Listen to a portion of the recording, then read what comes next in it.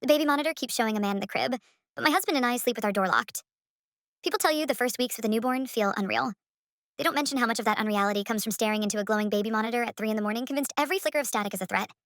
We bought the nicest monitor we could afford. Night vision, two-way audio, temperature readings. The camera sat above the crib in the nursery, angled down at our daughter like a tiny guardian. At night, my husband and I watched her grainy, green-tinted shape curl and uncurl on the screen at the side of our bed.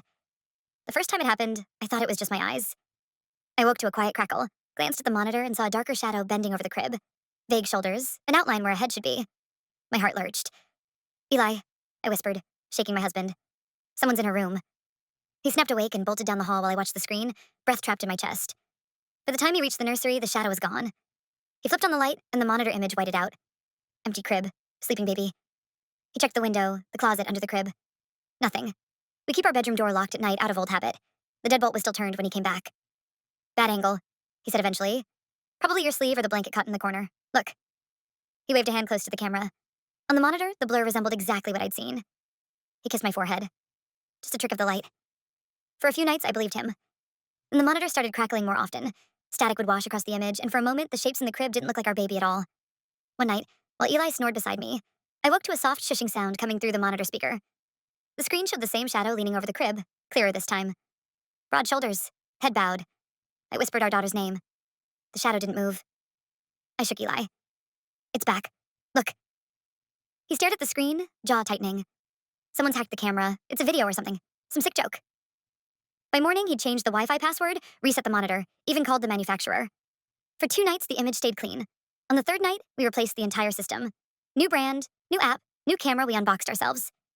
We watched the feed as it connected for the first time. There was the nursery, the crib, our daughter, tiny and still. And beside her, just at the edge of the infrared glow, a man standing in the corner, turned slightly toward the camera. Eli's hand tightened around mine. "That's impossible," he breathed. We checked the nursery together. Lights on, door still locked from the inside of our bedroom, only one key on our nightstand. No one in the hall, no one in the nursery. Our daughter slept peacefully. Back in bed, Eli turned off the monitor for the first time. "I'll stay awake," he said. "Just tonight, just in case." But exhaustion is stronger than fear. At some point, his breathing evened out. My eyelids drooped. I woke to the soft crackle of the monitor turning itself back on. The screen glowed on the nightstand, brightness turned all the way up. The man was no longer in the corner. He was leaning over the crib, face lifted toward the camera, features finally clear. He was smiling. As I watched, his head turned, not toward the baby, not toward the door, but as if he knew exactly where our bedroom was. And he raised one hand in a slow, deliberate wave. Our bedroom door, with its deadbolt and chain, rattled once, then twice. On the monitor, he put a finger to his lips, as if he could hear my heart pounding, and mouthed a word I somehow understood. "Sleep,"